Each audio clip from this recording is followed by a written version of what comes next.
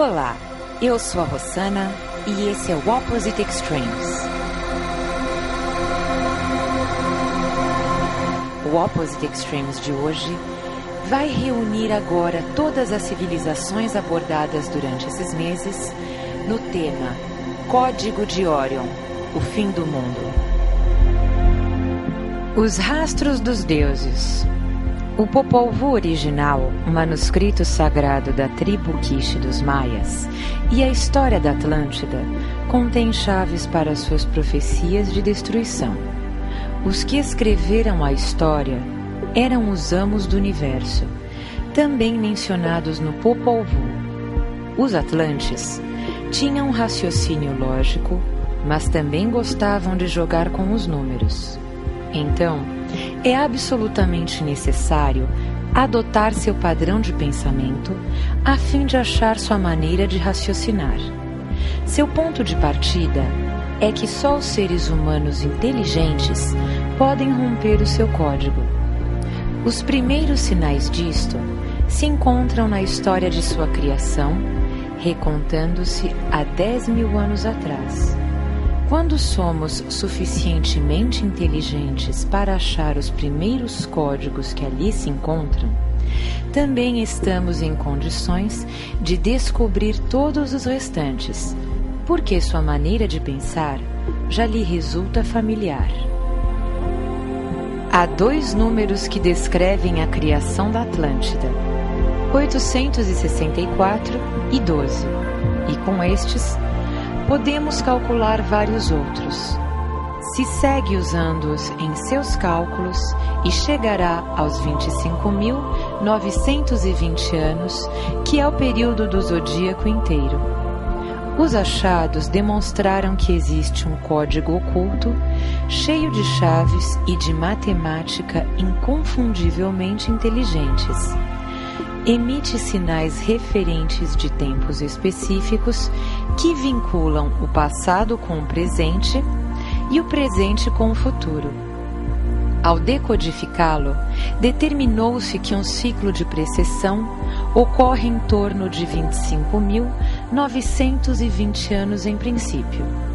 Com este raciocínio, pode-se demonstrar que eles sabiam quando a precessão muda a 25.776 anos. O fim de um ciclo se aproxima e é exatamente isto que está acontecendo agora. Tendo isto em conta, foi decodificado o código mais valioso do Livro dos Mortos. A precessão é muito importante nisto, portanto, não superestime tais achados, porque todos dizem o mesmo. O fim de um grande ciclo está muito próximo. Em outras palavras, utilizaram seus mitos como veículos de informação técnica específica e foram capazes de nos transmitir essa informação. O que os motivou era lógico, quer dizer, a sobrevivência da raça humana. Quase tudo o que sabiam que tinha importância provinha das estrelas. Estavam extremamente preocupados com a astronomia e prestavam uma imensa, firme e minuciosa atenção às estações, solstícios e equinócios. Estes esquecidos Newtons e Einsteins estavam obcecados com as medidas, contas, números, codificando-os em seus mitos. Deixaram poderosos números astronômicos e de nós depende explicar a codificação da precessão dos equinócios. Os principais descobrimentos são os seguintes. Um ciclo completo de precessão de 25.920 anos nunca existe. Na metade do caminho do ciclo, o mesmo é abruptamente quebrado. Quando um ciclo alcança os 25.776 anos de precessão, tomará outra direção e, então, o leste se converterá em oeste e vice-versa. Este mecanismo explica o deslocamento dos polos e a destruição da Atlântida, e nós seremos destruídos pelo mesmo mecanismo. Para compreender esta decodificação, e essa matemática igualmente simples, leia o capítulo 23 de O Código de Orion, o Códice de Dresden decodificado. A precessão e o campo magnético. Os cientistas concordam que a precessão afeta nosso campo magnético. Estão estudando intensamente e muitos concordam que a intensidade do campo magnético aumenta e declina em um ciclo. Sabemos que a precessão muda junto com o campo magnético. Durante os últimos 2000 anos, a força do campo bipolar decaiu em 60%.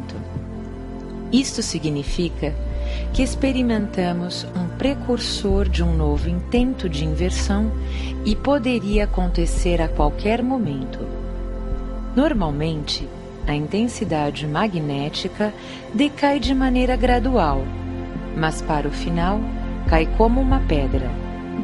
Robert Coe averiguou que o campo magnético da Terra se transbordou a uma taxa surpreendentemente rápida de 8 graus por dia ou mais rápido. Mas o norte se converte no sul e vice-versa. Em meio disto, flutua notavelmente. Na publicação Nature, Coe disse: produziram-se rápidas flutuações, muitas vezes durante a inversão. E mais adiante especula: é provável que uma atividade aumentada do campo magnético externo do Sol produza os saltos de algum jeito. Nova evidência da mudança extraordinariamente rápida do campo geomagnético durante uma inversão. Nature, 20 de abril de 1995. Com isto em mente, é bom saber que este dia se aproxima de forma acelerada. Conforme seja para onde se incline a Terra, o mundo se alagará e a maioria dos animais e pessoas se afogará de maneira catastrófica. Na obra Visuddhimagga, livro da antiga Índia, há 7 eras e cada uma delas está separada da anterior por uma catástrofe mundial. Mais ainda, lemos que o livro foi escrito para preservar e transmitir a sabedoria do mundo antediluviano. O mesmo pode dizer-se dos textos Edifu Brahman, em seu magistral estudo denominado A Origem Mítica do Templo Egípcio. O tom geral do registro aparentemente transmite a visão de que um mundo antigo foi destruído e, como um mundo morto, chegou a ser a base de um novo período de criação e ressurreição do que uma vez existira no passado. Os textos Edifu afirmam repetidamente que os seguidores de Horus tinham o conhecimento e a sabedoria procedente de uma época prévia à da Terra. É isto que estamos decodificando neste ciclo do cataclismo. É assombroso e incrível que os egípcios e os atlantes conhecessem o número 25.776. A nossa astronomia moderna e sofisticada soube dele faz apenas alguns anos. O número comprova que o conhecimento astronômico dos atlantes se acha no mesmo nível que a astronomia computadorizada atual. Nos diz que o fim de um grande ciclo está próximo e que o cataclismo ocorrerá em qualquer momento. Sua ciência era tão avançada que sabiam muito mais do que pensamos. Este povo extremamente civilizado, que para sua época era supercientífico, fez grandes esforços para codificar a sua ciência. A grande pergunta agora é por quê? Bom, o cataclisma que golpeou a Atlântida foi predito pelos sacerdotes. No Singling Tassir Nunchal, que é uma antiga enciclopédia da China, lemos: em uma convulsão geral da natureza, o mar é tirado de seu leito, as montanhas saltam do chão, os rios mudam seu rumo, os seres humanos e todo o resto estão arruinados. os antigos traços são apagados. Disto trata a ciência, uma feroz atividade vulcânica, destrutivos terremotos, uma onda gigantesca, a destruição dos continentes e etc., são o resultado de acontecimentos que foram preditos por estes números. Os egípcios descreveram várias catástrofes em sua história e a periódica reconstrução de seu mundo. Portanto, seus mitos têm a ver com hecatombes como o dilúvio. Mas as eras que terminam em catástrofe e destroem uma grande parte da humanidade devem-se à precessão dos equinócios. Obviamente, eles atribuíam grande importância a isto. Cada civilização que esteja familiarizada com os números deveria achar-se em condições de decodificar esta mensagem da antiguidade.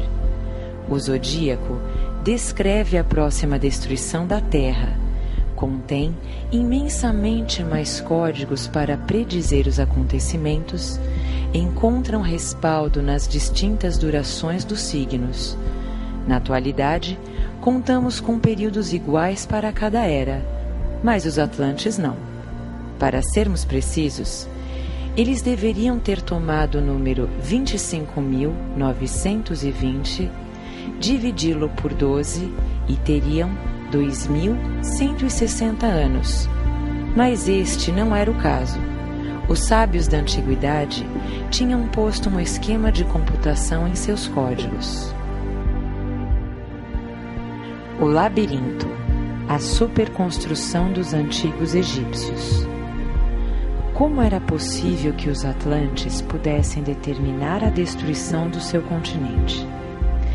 Várias vezes mencionaram as combinações matemáticas celestiais, sobre as quais apoiavam as predições. Segundo os anais, os sobreviventes fizeram uma construção no Egito imediatamente após a sua chegada ali. Era um templo em honra ao Criador, para expressar a sua gratidão por terem atracado a sua segunda pátria. A ação imediata que empreenderam foi a construção de um observatório de onde poderiam estudar as combinações matemáticas celestiais. Ergueram as margens do Nilo, cujo desenho corresponde à Via Láctea quando se coloca o mapa do Nilo junto ao da Via Láctea, claramente advertindo a sua semelhança. Há várias estrelas importantes da Via Láctea que correspondem a lugares onde se construíram templos. Hoje o observatório já não existe mais. Ali registravam as posições das estrelas e dos planetas. Juntos, estes dados formavam combinações geométricas específicas, das quais se deduziram as principais leis harmônicas. Diodorus Silícios da Sicília confirma esta investigação, afirmando que para viver em harmonia sobre a Terra, devemos estar com o consentimento dos céus. O que segue está escrito no capítulo 89 de seu primeiro livro. Em nenhuma outra parte se pode encontrar uma observação tão exata das posições e movimentos das estrelas e planetas como as que fizeram os egípcios. Eles possuem todas as observações que realizaram ano após ano, remontando-se a tempos incrivelmente longínquos. Isto confirma que os supremos sacerdotes eram professores da matemática e dos números desde tempos imemoriais.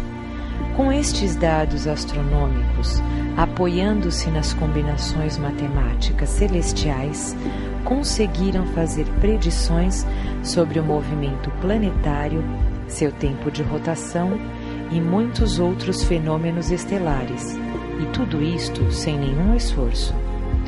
Os seguidores de Sete e Horus continuaram dividindo o país por milhares de anos.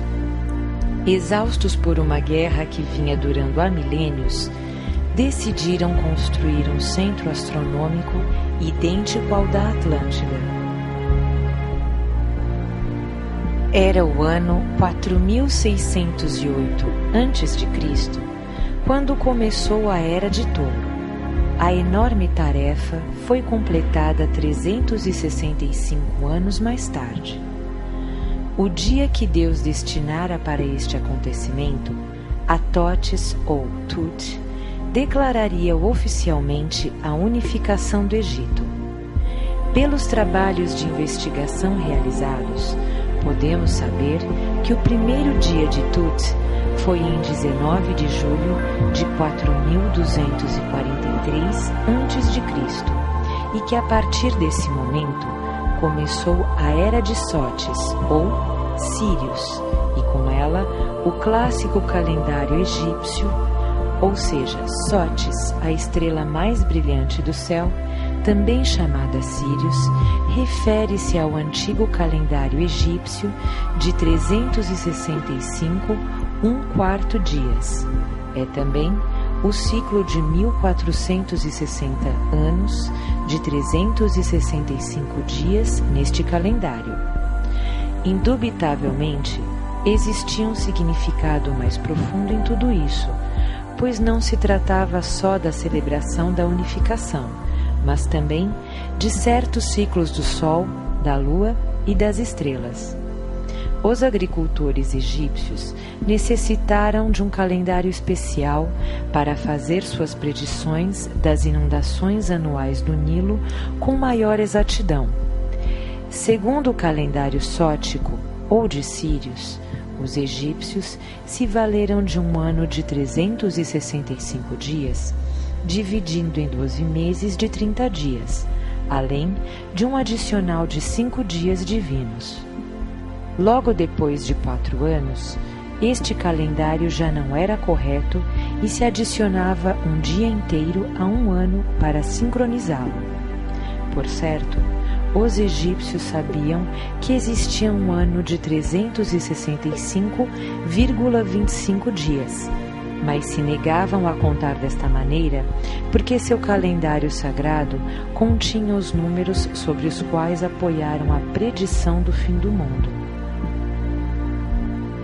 Com o uso do novo calendário, os agricultores obtiveram uma maior precisão quanto às inundações cíclicas do Nilo, e nem sempre precisavam receber o conselho dos supremos sacerdotes. Além destes 2 calendários, também usaram o calendário lunar, contando alternativamente 29 e 30 dias, que coincidiam em um ciclo preciso de 25 anos e 365 dias. O investigador francês Scholler de Lubix destacou que este lapso coincidia com 309 períodos lunares. Ele calculou 25 vezes 365 igual 9.125 dias. 9.125 dividido por 309 igual 29,5307 dias por período lunar. Este é um resultado extremamente exato. A astronomia moderna emprega um período lunar de 29,53059 dias, o que quer dizer uma diferença de só um segundo. Pode-se considerar este calendário egípcio, sem lugar a dúvidas, como uma maravilha de precisão. Voltemos agora para a unificação do Egito. Na margem do Nilo, se realizou uma cerimônia de adoração pública, onde 2 supremos sacerdotes se dirigiram ao Nilo e disseram: Suas fontes celestiais nos deixam viver, porque permitem que nossas terras se alaguem todos os anos. Disseram ao público: De agora em diante, viverão em harmonia com as leis e a ordem de Deus, porque estas lhes concederão a vida na terra e no céu. Fertilizem a terra para o seu trabalho, e esta, por sua vez, brindar-lhes-á com os cereais. Ante os chefes de ambas as facções eles juraram: Sua autoridade contínua é o símbolo de todas as suas ações, porque sua maneira de governar determinará a felicidade de seu povo. Com as mãos elevadas ao céu, falaram com Deus. Ó Senhor da eternidade que tudo sabe, que sua lei e ordens governem a partir deste dia em diante e que nossas vidas estejam livres de problemas. Que nossos filhos sigam nosso exemplo conforme a sua harmonia e que não se produza nenhuma catástrofe. Que sua sabedoria celestial, que nos ofertou por meio das combinações matemáticas celestiais, encham a todos e nos inspirem para evitar as más ações que poderiam provocar sua ira. Logo depois deste dia memorável, começaram a reconstrução de um grande centro astronômico. Deram-lhe o nome de Círculo de Ouro e continha 2 templos, a dupla Casa da Vida e o Templo da Dama do Céu, Ísis. Nele havia 2 escolas diferentes, os que estudavam o firmamento de noite e o reproduziam sobre a terra, e os que preferiam um estudo mais matemático, onde tudo era teórico, sem observar o céu. Com isto, eles possuíam uma incrível quantidade de combinações factíveis em relação ao Sol, aos planetas e às estrelas do zodíaco. Dado que os egípcios dividiram cada uma das 12 constelações do zodíaco em 3, isto nos dá 36 possibilidades. Ao multiplicar os planetas por este número, o resultado que lança é 7 vezes 36, igual a 252. Uma vez mais, multiplicado por 12, dá 256 vezes 2, igual a 3024. Por isso, o edifício tinha tantas habitações. Conclui-se que a civilização egípcia é milhares de anos mais antiga do que usualmente se acreditou e que proviria da Atlântida. Quando a velocidade de um objeto aumenta, a sua massa também aumenta, segundo os cálculos de Einstein. Quanto mais nos aproximamos da velocidade da luz, mais aumenta a massa. Agora, imagine que há um pouco de massa incrivelmente grande ao final do universo. Com suas forças gravitacionais, atira para si os sistemas estelares no centro do universo. Lentamente, começam a mover-se em sua direção. Em bilhões de anos, a massa dos sóis pertencentes a tal sistema aumenta. Por certo, perdem massa pela radiação, porém, ganham por aumento de massa. Todos sabem que quando a massa de um planeta aumenta, a força gravitacional também aumenta. Na Lua, por exemplo, você pode saltar 10 metros com total facilidade, porém em Júpiter quase não pode mover-se. Devido a este aumento de massa de um sistema estelar, o sistema mesmo está sujeito a um contínuo processo de diminuição. Finalmente, o sistema colapsará e se converterá em um quasar. Se a velocidade de um Sol aumentasse a velocidade da luz, sua massa também aumentaria. Todos os astrônomos sabem que o lapso de vida de um Sol depende da quantidade de sua massa. Quanto mais pesado é o Sol, mais rápido será o processo de envelhecimento. Tomemos nosso Sol, por exemplo. Tem uma expectativa de vida de 10 bilhões de anos. Um Sol com o dobro dessa massa só tem uma expectativa de vida de 800 milhões de anos. Isto é assim porque as forças gravitacionais internas aumentam tanto que as reações nucleares se aceleram.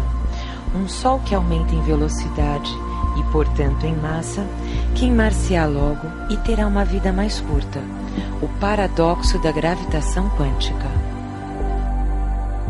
Outra é que 90% do universo contém sistemas estelares explosivos, os quais perecem devido ao aumento da força gravitacional de um ponto de vista estritamente científico.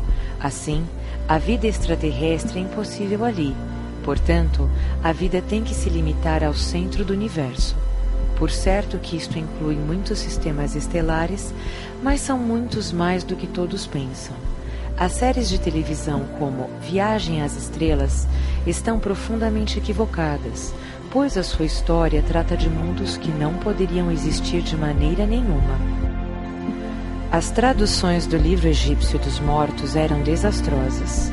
Estavam tão cheias de flagrantes enganos e interpretações equivocadas que não ficava nada de seu significado original. Só Albert Schlossman conseguiu traduzir as veneráveis escrituras corretamente e foi possível distinguir com claridade as suas assombrosas conclusões. Em primeiro lugar, o título do livro era uma versão errônea, pois deveria chamar-se O Livro da Luz e não O Livro dos Mortos. Por que este título? Porque descreve com precisão os acontecimentos celestiais que se produziram durante a queda da Atlântida. Mais ainda, descreve como os sobreviventes foram guiados pelo Sol em sua fuga ao Egito. Como o mais importante aconteceu durante o dia, a luz do Sol.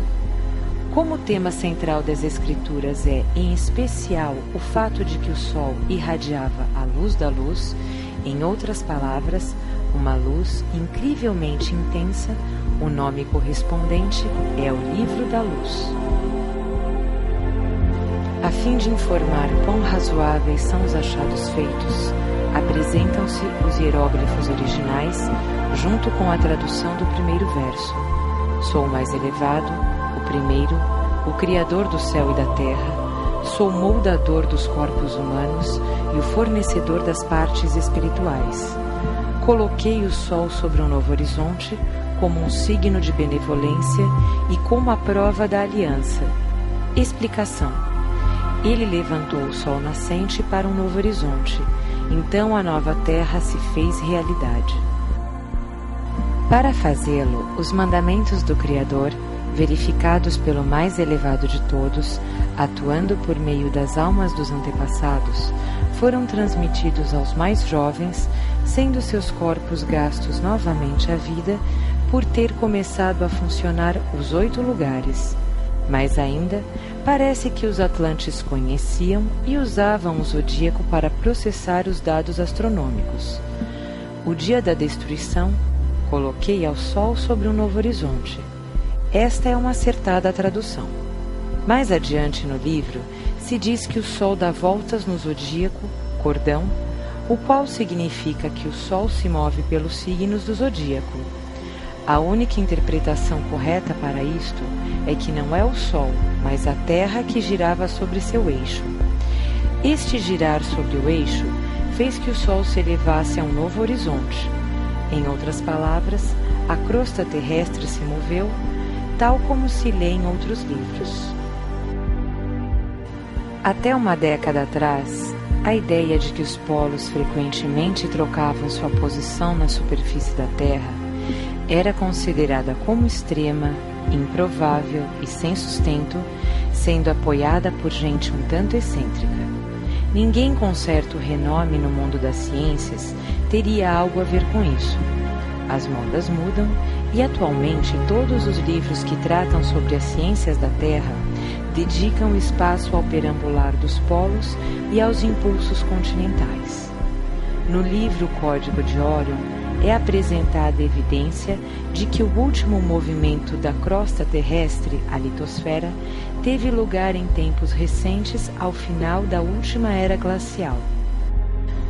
Os egípcios falam em seus textos em caráter de testemunhas desses notáveis acontecimentos.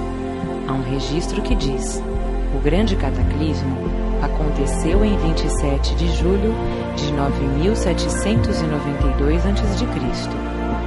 Sou a temível luz acesa que navega pelo cordão, permitindo de longe, no firmamento, que se julguem as ações de todos.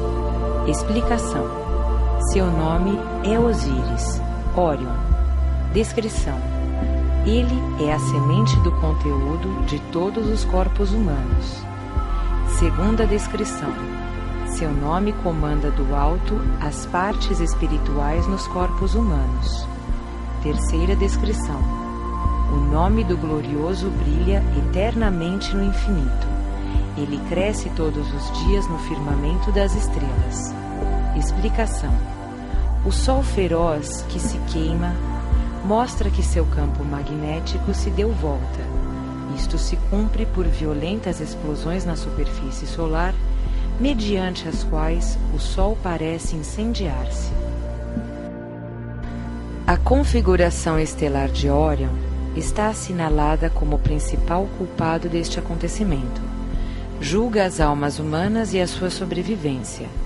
Mais adiante, menciona que Órion está conectado diretamente com um código para calcular a mudança do campo magnético do Sol. Assim, temos então o código de Órion nas pirâmides de Giza. Foram postas aí para nos advertir que Órion é de suma importância para nós e deve-se estudá-lo minuciosamente. Nos escritos de Ibrahim Ben Eben Wassuf Shah, lemos: o complexo de Giza foi construído para comemorar um tremendo cataclismo no sistema planetário da Terra, que afetou o globo com fogo e inundações. Ocorre 3 vezes em 12.000 anos. A outra data é 3.114 a.C.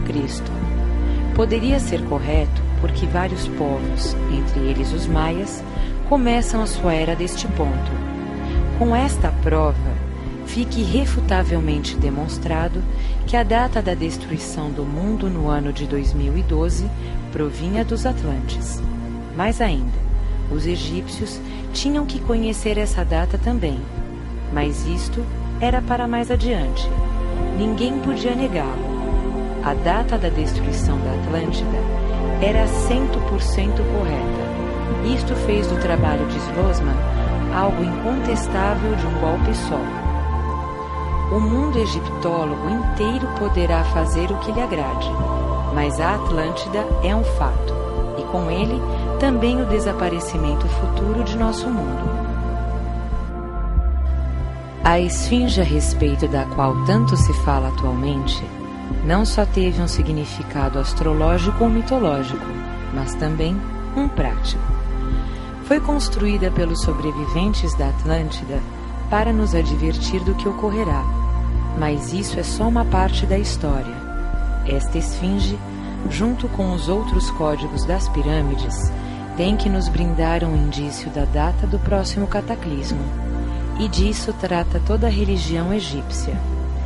É um gigantesco monumento arqueológico-astronômico que nos diz exatamente o que aconteceu e o que voltará a acontecer. Não poderiam fazê-lo maior, e mesmo assim, ignoramo-lo durante muito tempo. Agora que já quase é muito tarde, os códigos começam a irradiar seus signos de advertência. Se o mundo não receber a informação, a humanidade será novamente reduzida por milhares de anos a um estado primitivo. Uma imagem de leões em direção oposta é um símbolo de que o leste se converteu no oeste e vice-versa. 25, ano de antecipação, pois não haverá o tempo ou o poder suficiente para que se obtenha êxito na operação de resgate maior de todos os tempos. Quando o Sol passou o 16º grau do signo de Leão, em torno de 9.792 a.C., o inferno se desatou. Uma luz abrasadora proveniente daquele alcançou a terra e o céu pareceu desmoronar-se, mas de fato a terra se inclinou. O símbolo dos 2 leões é uma ilustração de nossa evidência. A interpretação correta do símbolo dos 2 leões é a seguinte: ao sofrer a crosta terrestre um deslocamento, os continentes já não se encontraram em sua posição original, mas há mais ainda. Quando o Sol voltou a sair no horizonte, este era um novo horizonte, porque a Terra deu volta. Os egípcios simbolizaram isto adicionando uma cruz alada, que é o símbolo da vida eterna no Egito.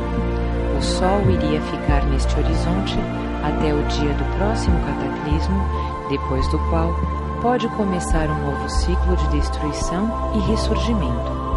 o professor Frank C. Hyben descreve a magnitude da destruição provocada pelo último cataclismo na obra Os Americanos Perdidos. Parecia que em meio de um cataclismo catastrófico há 12.000 anos, todo o mundo vivente de animais e plantas do Alasca se congelou de repente em plena atividade, originando assim uma tétrica adivinhação. Os grandes animais que deram nome ao período se extinguiram e sua morte marcou o fim de uma era. Mas como morreram? O que foi que causou a extinção de 40 milhões de animais? Este mistério constitui uma das mais antigas histórias do mundo. Um bom relato inclui seres humanos e morte, condições que se acham ao final do Pleistoceno. Neste caso particular, a morte teve tão colossais proporções que dava vertigem contemplar seus rastros. Dos fossos de esterco do vale de Yukon, foram obtidos o quadro de uma rápida extinção. As provas de violência ali são tão óbvias como as dos campos de horror da Alemanha. Essas pilhas de corpos de animais ou pessoas não ocorrem simplesmente porque interveio um meio natural comum. Através do esterco do Alasca, também há evidência de que houve alterações atmosféricas de uma violência sem par. Os mamutes e bisões, por igual, foram destroçados e retorcidos como por uma mão cósmica em um arranque de fúria divina. Os animais foram rasgados, esparramados por toda a paisagem, como se tratassem de fios de palha, embora alguns deles pesassem várias toneladas. Mesclados com as pilhas de ossos, se encontram as árvores também retorcidas, destroçadas e empilhadas em grupos confusos, tudo isto coberto por um fino esterco peneirado que, ao congelar-se, ficou em estado sólido. Procuramos a resposta a esta pergunta urgentemente. O momento do próximo cataclismo descreveu-se no zodíaco de Dendera. Decifrar o código é um processo difícil, mas foram obtidos alguns progressos. De fato, pelo livro de Schlossman, sabemos que a posição das estrelas durante o cataclismo anterior tem que concordar com a posição do ano da próxima hecatombe. Além disso, do zodíaco simbólico, há alguns outros códigos e glifos que complicam extremamente o caso. Esperamos receber alguma ajuda de outro livro de Schlossman. As combinações divinas. Ao comparar a informação das veneráveis escrituras com os dados de outros livros, muitas coisas se esclarecem. Surge que uma luz incandescente alcançou a Terra. Segundo os maias, produzir-se-ia uma mudança nos polos magnéticos do Sol no ano de 2012. Então, do interior do Sol, liberar-se-ão enormes forças eletromagnéticas com um poder desconhecido. Labaredas gigantes do Sol enviarão uma descomunal onda de partículas à Terra. Este fenômeno se observou recentemente e se confirmou em 2 sóis. Durante várias horas exibiram uma atividade explosiva, depois da qual retornaram ao seu estado normal. Os astrônomos se perguntavam se este seria um acontecimento único ou se poderia ocorrer mais frequentemente. Podem estar seguros de que voltará a acontecer. Nosso Sol também mostra esse tipo de padrão. As partículas que são expulsas farão que a atmosfera da Terra entre em chamas, com um efeito verdadeiramente destrutivo nas bandas de Van Allen. Devido ao contínuo fluxo de eletromagnetismo, o campo magnético da Terra se sobrecarregará, trilhões de partículas chegarão aos polos e gerarão desconhecidas forças elétricas e, em resumo, um pesadelo para todos. Quando os polos se encherem de auroras das partículas que caem, o inevitável acontecerá. O campo interior eletromagnético da Terra se sobrecarregará e estalará, sendo isso um mega-circuito curto com efeitos superletais. toda a atmosfera do planeta sem um amparo magnético será bombardeada por partículas que caem. O campo magnético da Terra funciona para nos proteger, dirigindo partículas eletromagnéticas aos polos, mas isto se tornará impossível. As partículas vão penetrar na Terra de todas as partes, gerando uma intensa radiação, tanto em luminosidade como em radioatividade.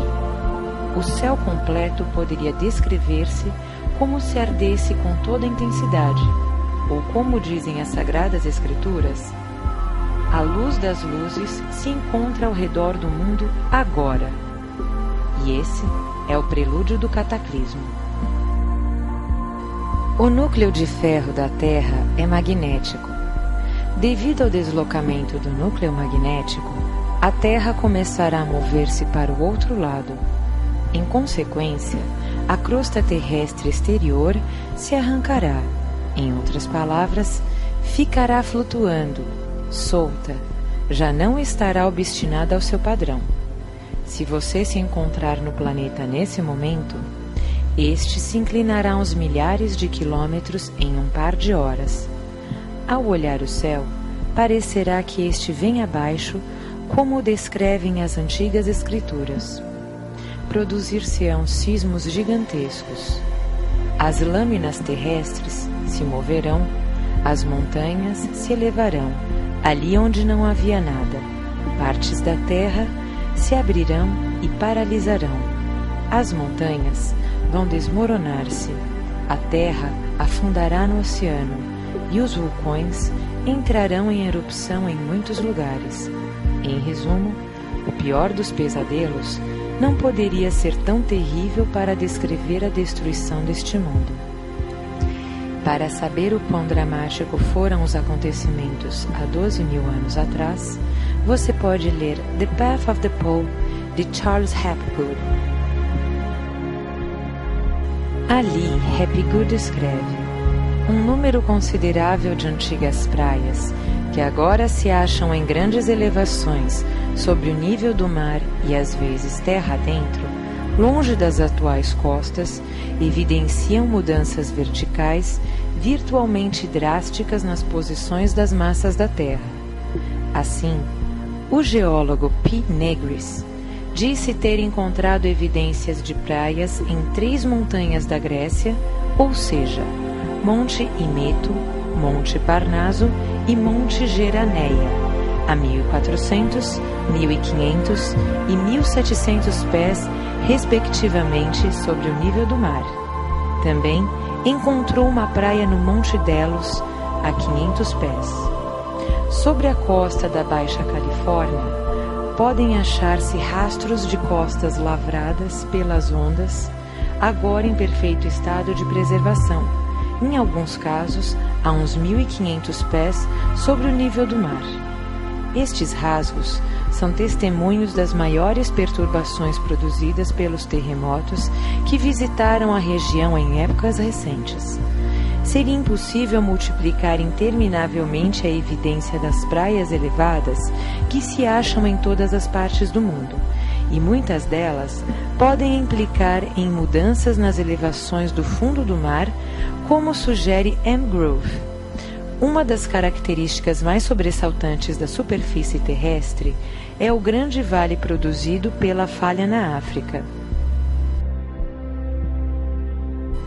Uma das características mais sobressalentes da superfície terrestre é o grande vale produzido pela falha na África. O já falecido Dr. Hans Tjous assinalou que os elevados escarpados de uma das margens deste vale alguma vez foram a borda do próprio continente africano. Não só o começo da plataforma continental, mas também a mesma borda da massa do continente. Em algum vasto movimento, esse flanco do continente foi tremendamente elevado e o fundo do mar também subiu com ele perto de 1 milha, de modo que passou a converter-se em terra seca. Continentes fundidos e surgidos. Há 2 margens do continente africano e o problema fundamental aparece 2 vezes. Ou seja, Por que os continentes da Terra terminam de maneira tão abrupta e se inundam tão empinadamente no profundo mar? E mais surpreendente ainda, qual é o significado das margens montanhosas da maioria dos continentes que são altas, grossas e em relevo? A curta secção transversal na larga cadeia Lebombo não parece muito impressionante, mas ilumina acontecimentos longínquos deste remoto solar da Terra, pois aqui fica exposta a antiga margem do continente. Não faz muito tempo, durante o período Cretácico, o mar se estendia até aqui do leste, e a planície entre as colinas de Lebombo e a atual costa é o leito do mar elevado. O que vemos são flancos de uma curva descendente da África setentrional para o Oceano Índico. Mas vemos muito mais. Vemos os estratos sedimentários seguidos por rochas vulcânicas para o leste das colinas. Algumas correm paralelas aos estratos como correntes ou lâminas derramadas sobre eles e inclinadas com eles. Outras irrompem pelas camadas de arenito, elevando-se empinadamente de baixo. Isto significa que, dado que a borda do continente se rendeu nas colinas de Lebombo, a casca explorou e se abriram gretas, pelas quais a substância incandescente e fervendo saiu disparada. Em consequência, a margem oriental, para fins do período Paleozoico, era uma gigantesca dobradiça sobre a qual se dobrava a crosta terrestre para ser coberta pelo oceano. O que vemos aqui é meramente uma secção transversal e podemos seguir mais adiante para o norte ou sul, e inclusive ao outro lado do continente, e descobrir que grandes franjas desta terra especial tiveram o mesmo destino. Os oceanos se afundaram adjacentes aos continentes e o continente se elevou do oceano. Portanto, fica claro que os continentes se elevaram e se renderam à escala gigantesca e que voltarão a fazê-lo no ano de 2012. Isto retroage à nossa história, quando logo depois de horas e horas, a onda carregada de partículas declina, o magnetismo do interior da Terra pode restabelecer-se. Entretanto, os polos igualmente se moverão, porque o que se encontra mais perto do Sol receberá um impacto completo. A crosta terrestre deixará de flutuar, acompanhada novamente por apocalípticos terremotos com partes de terra que se derrubam, uma desconhecida atividade tectônica e vulcões em erupção. Mas então, maior catástrofe acontecerá, pois devido à inércia, o movimento dos oceanos não pode deter-se. Portanto, uma gigantesca onda cobrirá a Terra. Segundo a antiga tradição, a altura de semelhante onda chegou a alcançar em muitos lugares 1,5 km. Por isso, e não sem razão, os maias estavam horrorizados. Escondido no alto da montanha, havia um templo de virgens que logo depois do desastre deveriam encarregar-se de voltar a povoar o mundo. Essa é a ciência dos ancestrais. Nosso campo magnético é uma das maravilhas menos compreendidas no universo. No artigo Reversões Geomagnéticas, publicado em Science em 17 de janeiro de 1969, Alan Cox afirma: existe uma incômoda falta de teorias que expliquem o atual campo magnético. No ano 2000, nada mudou. O que pensam os cientistas agora? Nosso campo magnético é eletromagnético, e todo mundo sabe. Como é isso? Bom, dado que o nosso planeta roda, o magnetismo é induzido de uma maneira muito similar à indução pelo fluxo de uma corrente elétrica através de uma bobina de arame. Em outras palavras, a Terra é um dínamo gigantesco com um polo norte e outro sul. Isso é tudo. Não lhes pergunte mais, pois na verdade não sabem. As reversões da polaridade revistam o ocorrer e os geólogos o comprovaram. Acontece a cada 11.500 anos, mas ninguém sabe por quê. Toda especulação conduz a uma força desconhecida que produz as reversões, mas ainda não há respostas. Incômodo? Com certeza sim. Isso nos conduz ao Sol, onde se observa que pode chegar a ser uma poderosa inversão magnética. As forças magnéticas são o mesmo disparador de milhões de explosões nucleares no Sol.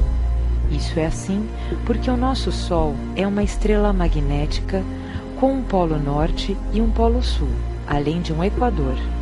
Igual à Terra, o Sol gira e o faz muito rapidamente, a mais de 6.400 km por hora na superfície, criando milhões de campos magnéticos que esquentam sua coroa a mais de 1 milhão de graus.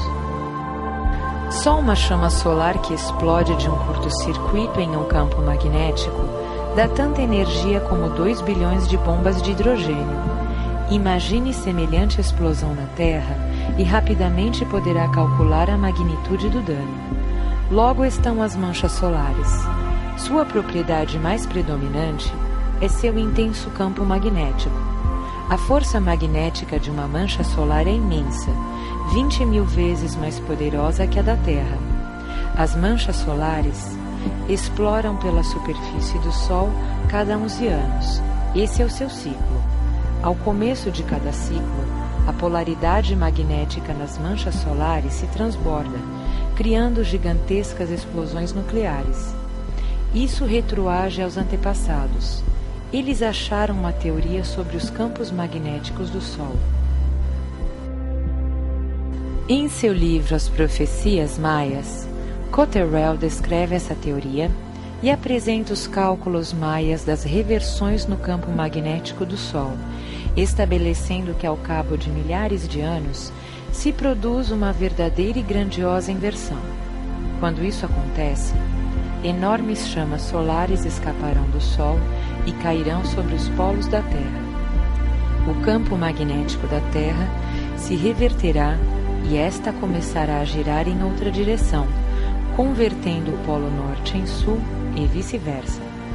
A Terra começará a girar em sentido contrário e os polos se reverterão.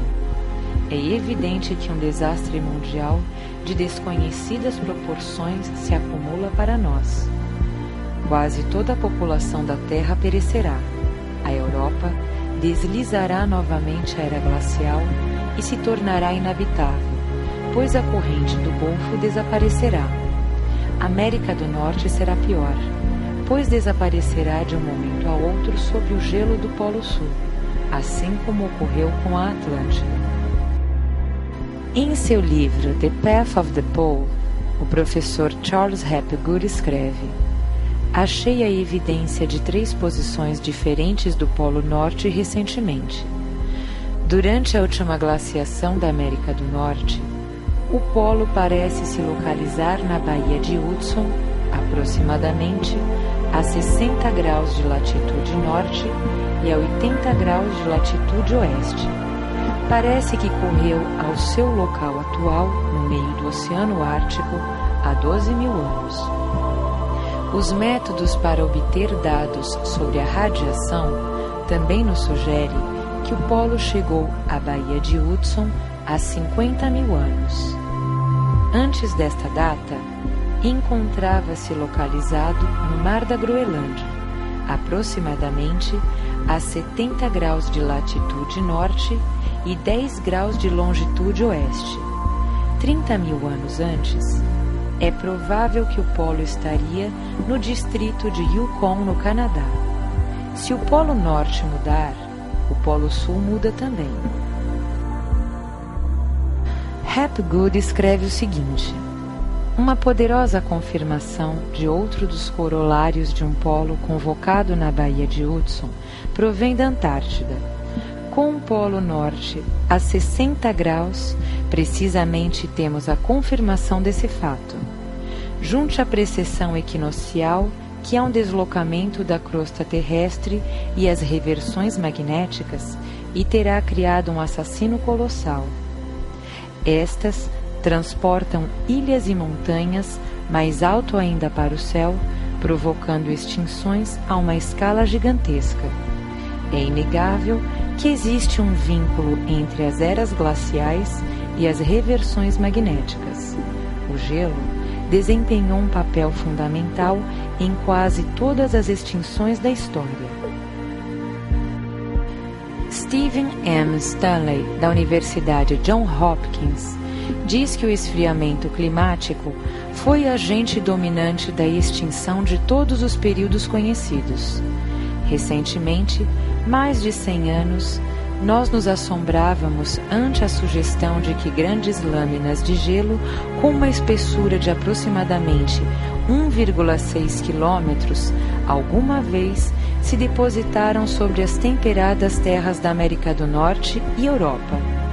Logo, aceitamos a ideia não só de uma era glacial, mas também de uma série delas. À medida que passou o tempo, se acharam evidências de eras glaciais em todos os continentes, até nos trópicos. Foi descoberto que as lâminas de gelo alguma vez cobriram vastas áreas da Índia tropical e da África equatorial. Coleman, uma das maiores autoridades sobre eras glaciais, escreveu em seu livro Eras Glaciais Recentes e Antigas que descobriu que estas lâminas de gelo se distribuíram aparentemente de uma maneira caprichosa. Sibéria, agora uma das partes mais frias do mundo, não estava coberta, tampouco estava a maior parte do Alasca ou o território de Yukon no Canadá, embora o norte da Europa, com seu clima relativamente quente, encontrava-se sob o gelo à altura de Londres e Berlim. A maior parte do Canadá e Estados Unidos estava coberta de gelo até a altura de Cincinnati e o vale do rio Mississippi. Os escritores mais recentes concordam em que a situação descrita por Coleman, em essência, é muito precisa. O professor J.K. Charlesworth, da Universidade de Queen, em Belfast, expressa sua opinião da seguinte maneira: a causa de todas estas mudanças, uma das maiores adivinhações na história geológica, ainda não se revelou, apesar do esforço realizado por gerações de astrônomos, biólogos, geólogos, meteorologistas e físicos. Coleman, quem realizou um grande trabalho de campo na África e na Índia, estudando as evidências das eras glaciais, narra de maneira interessante suas experiências ao achar sinais de um intenso frio em áreas onde deveria trabalhar sob o abrasante calor do sol tropical. Uma calorosa tarde de começo de inverno, a 2 graus e meio dentro da tórrida zona em meio de um entorno tropical, era muito difícil de imaginar esta região coberta durante milhares de anos com milhares de pés de gelo. O contraste do presente com o passado era surpreendente e resultava fácil ver porque alguns dos primeiros geólogos lutaram tanto tempo contra a ideia da glaciação na Índia ao final do período carbonífero. Fatos acerca do labirinto. O maior edifício jamais construído pelo homem.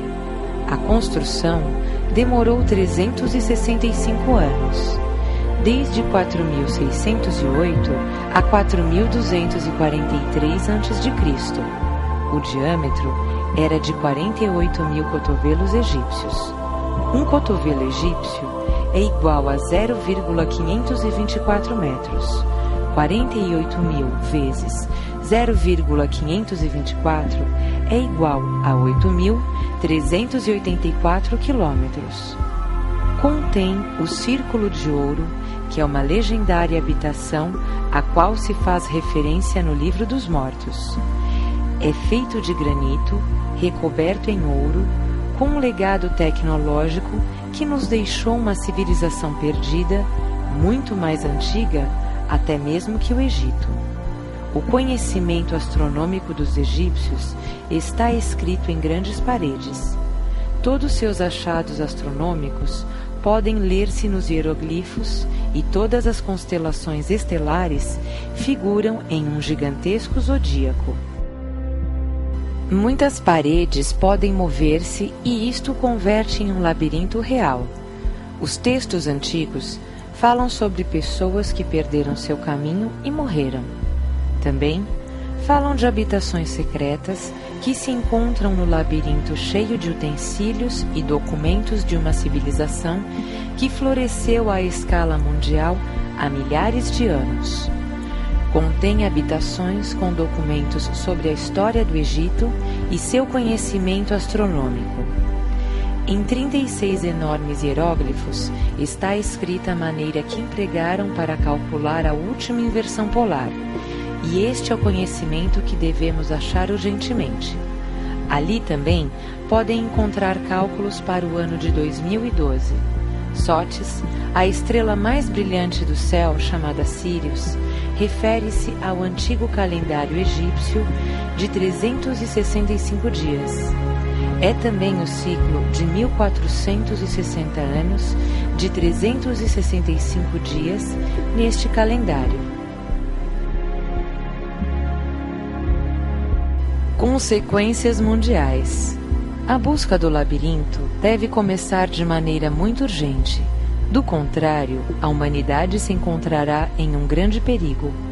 Faz mais de 12.000 anos, prevalecia uma civilização extremamente desenvolvida. Eles dominavam a astronomia, a geologia, a matemática, a geografia, navegavam pelos oceanos, tinham calendários incrivelmente precisos e etc. A evidência de tudo está reunida no labirinto. Se tão somente pudéssemos destravar este conhecimento, mudaríamos a história da Terra para sempre. Além disso, também teríamos uma prova de onde obtiveram seus conhecimentos e sua sabedoria para poder predizer a destruição da Terra. Dar-nos conta de que a nossa civilização está por ser varrida da face do planeta por uma gigantesca catástrofe geológica, em primeiro lugar, causará uma tremenda reação de pânico. Eles sabiam que tudo isto era cíclico, que é um acontecimento recorrente, e nele apoiavam sua religião. Se não chegarmos a desvelar estes segredos, sem uma séria advertência, a catástrofe golpeará com desastrosas consequências à humanidade. Um relato pessoal de Patrick Jarrell, autor de Código de Órion. Giza, Egito, segunda-feira, 31 de março de 1997. As pirâmides são a constelação de Órion. Caminhávamos para as pirâmides, distantes a menos de 1 quilômetro de nosso hotel, e eu lera uma elaborada descrição no livro Fingerprints of the Gods, Os Rastros dos Deuses, e no dia anterior já tinha saboreado uma primeira visão das pirâmides da janela de nosso quarto de hotel, grandiosas, misteriosas, místicas e um número infinito de outros adjetivos. Aposto que as pirâmides também têm um desvio de 5 graus, disse desafiante a Gino. Não vou apostar, porque já conheço a resposta. Isso nos fez soltar gargalhadas. Uns minutos depois, estávamos parados em frente à construção da maior pirâmide da Terra. Terá que ver para acreditar. Ultrapassa qualquer descrição que se lê a respeito dela. Estava aflito por sua magnificência e achava misteriosa por seus ocultos, secretos, místicas, seu caráter esotérico. Deixamos que essa impressão nos invadisse durante alguns minutos e logo começamos a trabalhar. Com o SPG, Gino mediu as esquinas da pirâmide. Quando caminhávamos de uma esquina a outra, também avaliou a direção da pirâmide. O resultado já não era uma surpresa para nós. Havia uma separação de 5 graus ao leste, a mesma separação detectada nas outras 2 pirâmides. As pirâmides estão construídas para nos assinalar que a constelação Órion é crucial.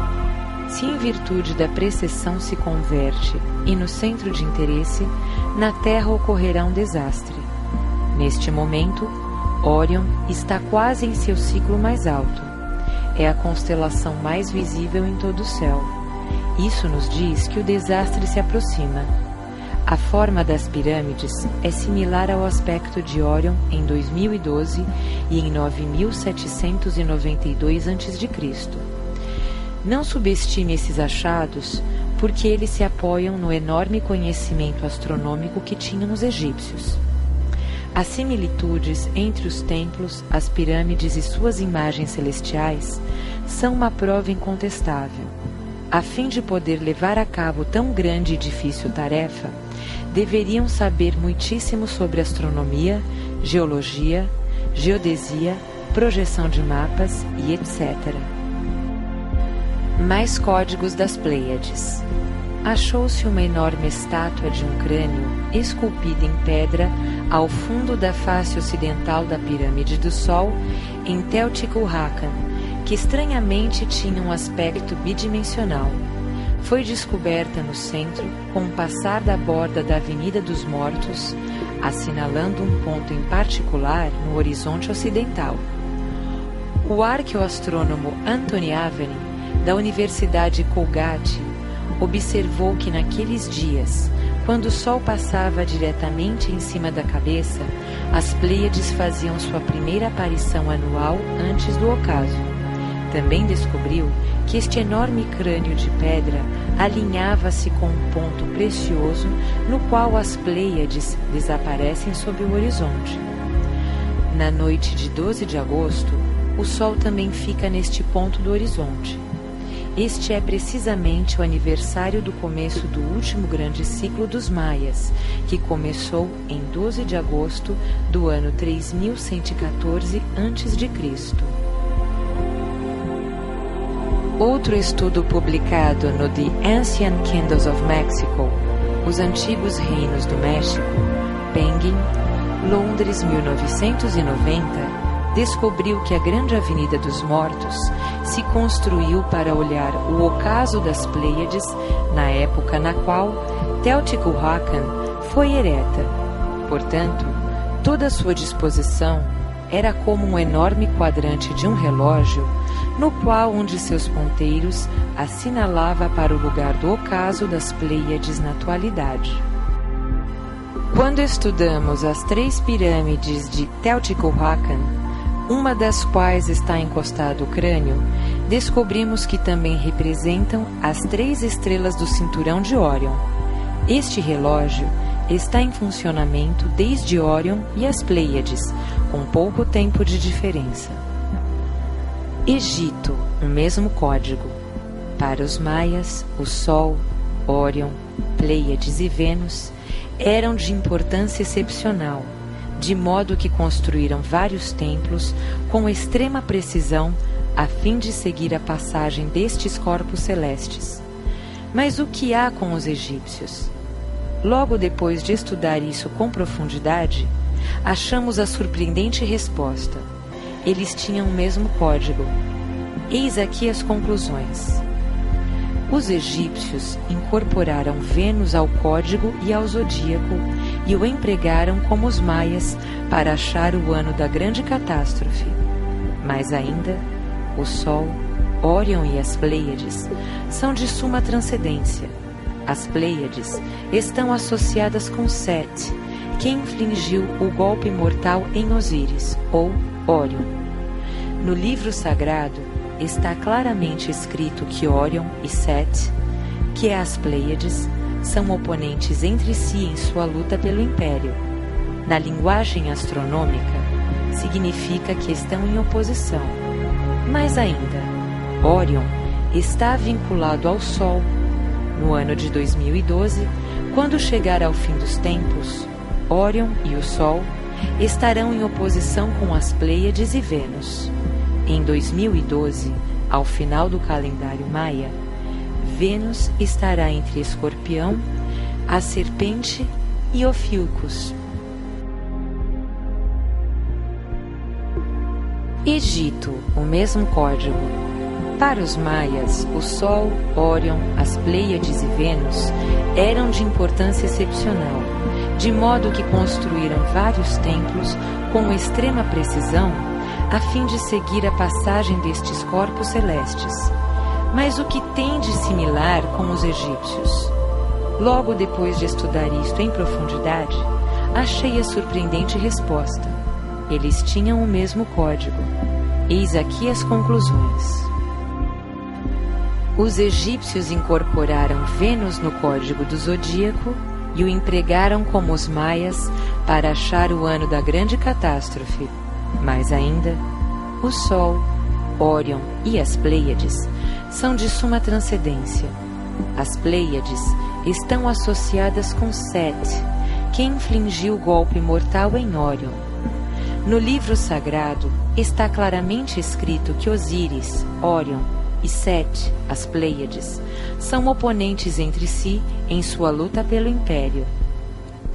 Na linguagem astronômica, isto significa que estão em oposição. Mais ainda, Órion está vinculado com o Sol. No ano de 2012, quando chegar o fim dos tempos, Órion e o Sol achar-se-ão em oposição com as Pleiades e Vênus. Em 2012, ao final do calendário maia, Vênus estará entre Escorpião e a Serpente Ophiuchus. Segundo a mitologia, Ophiuchus salvou o caçador Órion, esmagando o Escorpião com seu pé. Uma explicação plausível disto pode ser achada nos acontecimentos durante o desaparecimento da Atlântida.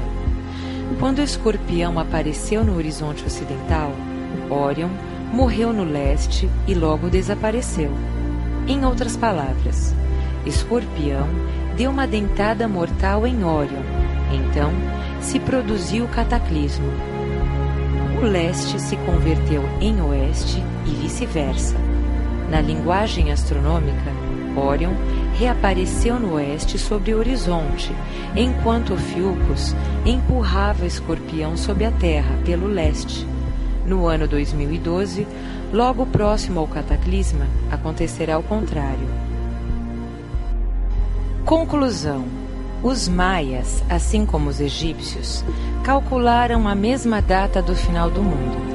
Considerando a grande diferença no tempo de sua hegemonia e seus distintos calendários, trata-se um pouco extremamente assombroso. Isso conduz a outro código dos egípcios.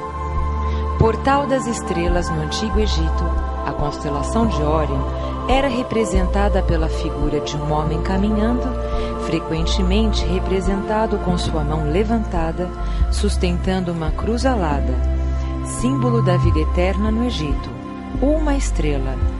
Segundo o já falecido E. A. Wallace Budge, um apreciado egiptólogo, o símbolo estelar tem um significado secundário, como porta. Sahu, Órion egípcio, portanto indica secretamente, segundo a antiga filosofia, que neste lugar, em cima de seu braço estendido, há um portal estelar no céu. De acordo com nossos achados, o portal de Órion estará aberto por uns meses antes do final dos tempos. Simbolicamente, isto acontecerá durante o ciclo de Vênus em cima de Órion na primavera e verão do ano de 2012. Os códigos dos maias e dos egípcios que utilizam em seus cálculos são iguais. Independentemente dos maias, os egípcios determinaram a data do fim do mundo com uma grande precisão. Os egípcios e os maias teriam calendários superiores para fazer seus cálculos. Dos fatos precedentes, todos eles incontestáveis, podemos dizer que os maias são descendentes da Atlântida ou que apoiaram seus conhecimentos na tradição dos sobreviventes ao cataclismo. Quanto ao Egito, já sabemos com absoluta certeza. Desta maneira, podemos explicar o cataclismo mundial de 2012 de um modo lógico. Mais ainda, este conhecimento demonstra que para ambas as civilizações não só se originou a mesma fonte essencial, mas também eles mesmos puderam verificá-lo. Isso completa o quadro e nos confronta com o maior desafio da humanidade, quer dizer, o iminente cataclismo. Este programa foi completamente baseado na leitura do livro O Código de Orion, de Patrick Gerald. Devido à complexidade dos temas, preferimos decorrer a leitura. Espero que goste e, para saber mais, adquira o livro. Eu sou a Rossana e este é o Opposite Extremes.